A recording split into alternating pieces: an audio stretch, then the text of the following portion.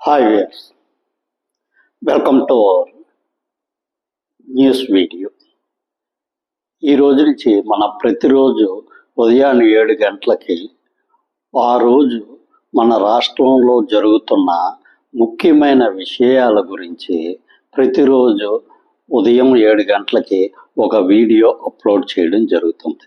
కాబట్టి సబ్స్క్రైబ్ చేసుకొని ప్రతిరోజు ఆ వీడియో చూస్తారని చెప్పి ఆశిస్తున్నాం.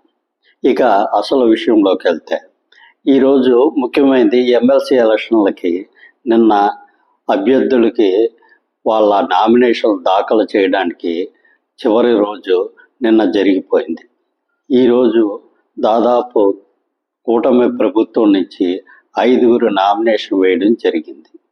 జనసేన నుంచి శ్రీ నాగబాబు గారు, బీజేపీ నుంచి శ్రీ సోము వీర్రాజు గారు, ఇంకా తెలుగుదేశం పార్టీ నుంచి కావలి గ్రీష్మ గారు, బీదా రవిచంద్ర గారు మరియు బిటి నాయుడు గారు, మొత్తం 5 నామినేషన్లు వేయడం జరిగింది. వీరంతా విజయం సాధించడం అనేది నామ మాత్రమే, ఎందుకంటే ఇది ఎమ్మెల్యే కోటాలో జరుగుతున్న ఎన్నికలు కాబట్టి. ఇక అతి ముఖ్యమైన ఇంకొక రెండవ విషయం ఏంటంటే, ఈరోజు అమరావతి కోసం రాష్ట్ర ప్రభుత్వం చేస్తున్న అప్పు అనేది రాష్ట్రానికి ఏ విధమైన సంబంధం లేదని, ఆ అప్పు పూర్తిగా కేంద్రమే తీరుస్తుందని చెప్పి ఈరోజు కేంద్ర ప్రభుత్వానికి సంబంధించిన ఆర్థిక శాఖ వారు వైఎస్ఆర్సిపికి సంబంధించిన ఒక ఎంపీ అడిగిన ప్రశ్నకు సమాధానంగా లిఖితపూర్వకంగా ఇవ్వడం జరిగింది. కాబట్టి ఈరోజు అమరావతి కోసం, నిర్మాణం కోసం చేస్తున్న అప్పు ఏది కూడా అది మన రాష్ట్ర ప్రజల మీద పడదు. ఇక మూడో విషయం, విశాఖపట్నంలో ఈ మధ్య కొద్దిగా వివాదాస్పదమైన హైగ్రేవా భూములు, దానికి సంబంధించి దాదాపు 12.4 ఎకరాల మీద చిన్న వివాదం అనేది చెలరేగింది. దీనికి సంబంధించి రాష్ట్ర ప్రభుత్వం వాళ్ళు సీరియస్గా తీసుకొని ఆ భూములు దాదాపు 12.4 ఎకరాలని పూర్తిగా రద్దు చేయడం జరిగింది. ఇక శ్రీ పోసాని కృష్ణమురళి గారికి నరసాపురం డిస్ట్రిక్ట్ కోర్టులో బెయిల్ మంజూరు అవడం జరిగింది. కాకపోతే బెయిల్ మంజూరు అయినంత మాత్రాన ఆయన విడుదల జరగదు, ఎందుకంటే ఆయన మీద చాలా కేసులు ఉన్నాయి. ఆయన మీద ఒక్కొక్క కేసుకి ఆయన బెయిల్ కోసం వెళ్తున్నారు. ఇప్పటికి 2 కేసుల్లో బెయిల్ వచ్చినట్టు ఉంది. కాకపోతే ప్రస్తుతం నరసాపురంలో బెయిల్ వచ్చింది. కాకపోతే ఆయన ఇక్కడి నుంచి కర్నూలు పోలీస్ స్టేషన్కి ఆయన బహుశా తీసుకెళ్లే అవకాశం ఉంది. కాబట్టి ఇలా ఎన్ని కేసులు ఉంటే అన్ని పోలీస్ స్టేషన్లకి ఆయన్ని తిప్పుతారు. అక్కడ ఆయనకి బెయిల్ వస్తే ఆయన విడుదల అవడం జరుగుతుంది. ఇలా అన్ని స్టేషన్లో బెయిల్ వచ్చేయడానికి చాలా టైం పట్టచ్చు. కాబట్టి ఆయన హైకోర్టుకు వెళ్ళి ఈ కేసులన్నిటి మీద ఒకేసారి క్వాష్ పిటిషన్ వేయడం జరిగింది. దాని మీద ప్రస్తుతం విచారణ జరుగుతుంది. ఏమవుతుందో చూడాలి.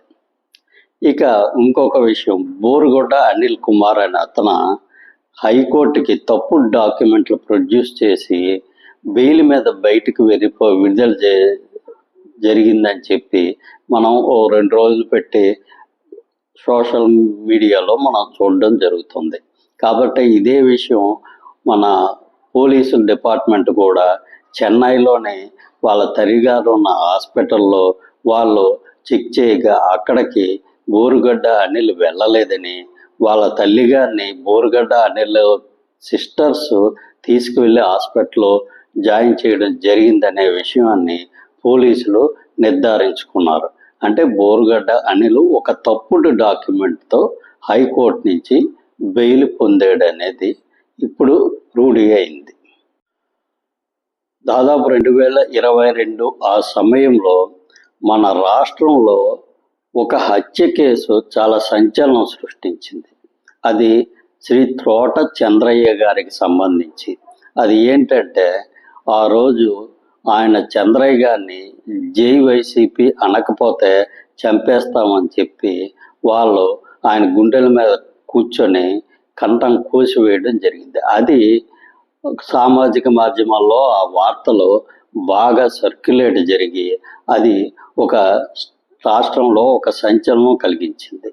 ప్రస్తుతం ఆ కేసుని రాష్ట్ర ప్రభుత్వం సిఐడికి అప్పగించడం జరిగింది. అంటే తోట చంద్రయ్య గారి హత్య కేసుని ఇక నుంచి సిఐడి వాళ్ళు విచారణ చేస్తారు. ఇక తెలంగాణకు సంబంధించిన వార్తల్లోకి వెళ్తే మనం తెలంగాణలో కూడా 5 ఎమ్మెల్సీలకి నిన్న నామినేషను తుది గడువు. ఈ 5గురు కాంగ్రెస్ తరపున 3, బీఆర్ఎస్ తరపున 1, సిపిఐ తరపున 1 నామినేషన్ పత్రాలు దాఖలు చేయడం జరిగింది. ఇక కాంగ్రెస్ తరపున శ్రీమతి విజయశాంతి గారు, అద్దంకి దయాకర్ గారు, శంకర్ నాయక్ గారు. ఇక బీఆర్ఎస్ తరపున దాసోజు శ్రవణ్ గారు. ఇక సిపిఐ తరపున వెల్లికట్టి సత్యం గారు నామినేషన్ దాఖలు చేయడం జరిగింది. దాదాపు వీరందరూ విజయం సాధించడం అనేది నామమాత్రమే. ఇక అన్నిటికన్నా సంచలనమైన వార్త ఏంటంటే, దాదాపు చాలామంది గుర్తుండే ఉంటుంది, దాదాపు 1 దశాబ్ద కాలం గడిచిపోయింది. తెలంగాణలోని నల్గొండ జిల్లాలో మిర్యాలగూడ ప్రాంతంలో ఒక పరువు హత్య జరిగింది.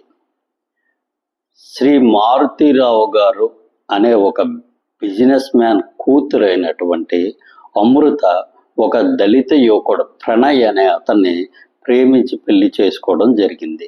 ఈ విషయంలో మారుతీరావు గారు చాలా కోపం తెచ్చుకొని ఆ దళిత యువకుడిని చంపడానికి కొంతమంది వ్యక్తుల్ని పురమాయించడం జరిగింది. ఆ రోజు ఆ హత్య జరిగిన తర్వాత అది ఆ రోజుల్లో మన రాష్ట్రంలో చాలా సంచలనం కలిగించింది. ఇప్పుడు దానికి సంబంధించిన తీర్పు రావడం జరిగింది. ఈ తీర్పు ప్రకారం దీంట్లో మొదటి ముద్దాయి అయినటువంటి అమృత గారి తండ్రి శ్రీ మారుతీరావు గారు 2020 సంవత్సరంలో మనస్తాపంతో ఆత్మహత్య చేసుకోవడం జరిగింది. ఇక ఆయన బాబాయ్, అమృత గారి బాబాయికి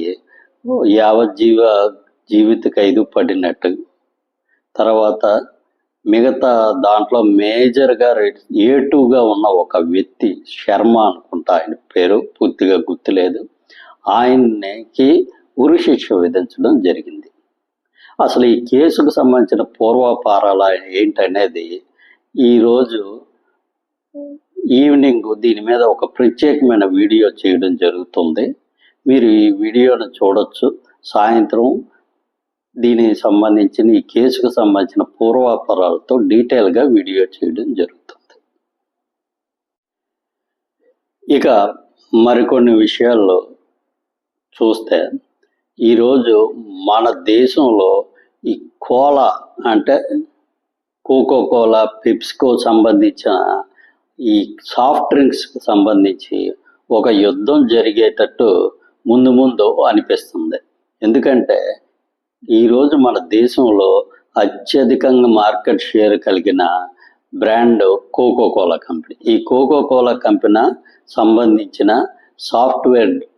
సాఫ్ట్ డ్రింక్స్ ఎక్కువగా అమ్ముడవడం జరుగుతుంది. దీని తర్వాత పెప్సికో కంపెనీకి సంబంధించిన సాఫ్ట్ డ్రింక్స్ ఎక్కువగా అమ్ముడవడం జరుగుతుంది.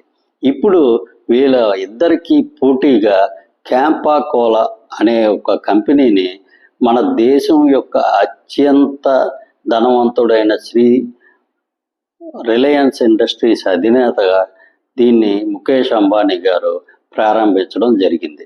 ప్రారంభించడమే కాకుండా వీలైనంత వరకు 10 రూపాయల్లోనే 200 ml 250 ml బాటిల్ని ప్రజలకి ఇవ్వడానికి ఆయన సిద్ధమవుతున్నారు. అదే కానీ జరిగితే ఈరోజు ఈ 3 కంపెనీల మధ్య ప్రైస్ వార్ జరగడం అనేది మొదలవుతుంది. ఒకవేళ నిజంగా అదే జరిగితే ప్రస్తుతానికైతే కస్టమర్స్ దీనివలన లాభపడడానికి ఎంతైనా అవకాశం ఉంటుంది. ఇక రెండవది, అస్సాం ప్రభుత్వం ఈ 2-3 రోజుల క్రితం వారి బడ్జెట్ ప్రవేశపెట్టడం జరిగింది. ఆ బడ్జెట్లో వారు ఇస్రోతో సంప్రదింపులు జరిపి వాళ్ళ రాష్ట్రం కోసం ఒక్కదాని కోసమని ఒక ప్రత్యేకమైన ఉపగ్రహం తయారు చేసుకోవడానికని వాళ్ళు ప్రయత్నాలు చేస్తున్నామని చెప్పడం జరిగింది. దానివలన అస్సాం చుట్టుపక్కల నుంచి ఇన్ఫిల్ట్రేషన్స్ ఏవి జరగకుండా భద్రతా పరంగా వారికి ఉపయోగకరంగా ఉంటుందని, మరియు వాతావరణంలో జరుగుతున్న మార్పుల్ని వీలైనంత తొందరలో వాళ్ళు తెలుసుకోవచ్చని, అందుకని వారు సొంతంగా ఉపగ్రహం తయారు చేయడానికి ఇస్రోతో సంప్రదింపులు చేస్తున్నారని చెబుతున్నారు. అదే కానీ జరిగితే మన దేశంలో ఒక రాష్ట్రం సొంతంగా ఒక ఉపగ్రహాన్ని కలిగి ఉన్న ఏకైక రాష్ట్రం, మొట్టమొదటి రాష్ట్రం అస్సాం అవుతుంది. ఇక డాలర్తో పోలిస్తే మన రూపాయి వాల్యూ ఈరోజు మరింత క్షీణించడం జరిగింది. ఇక ఇంటర్నేషనల్ విషయాలకు వస్తే సిరియాలో అంతర్యుద్ధం చాలా భారీ ఎత్తున జరుగుతుంది. అక్కడ మైనారిటీలుగా ఉన్న అలా వైట్స్ అనే వారి మీద చాలా భీకరంగా దాడులు జరుగుతున్నాయని, ఈ వీధుల్లోకి ఎక్కడికి వెళ్ళినా ఈ శవాలు కనిపిస్తున్నాయని చెప్పి, మృతదేహాలు ఎక్కడ పడితే అక్కడ కనిపిస్తున్నాయని చెప్పి స్థానికులు చెప్పడం జరుగుతుంది.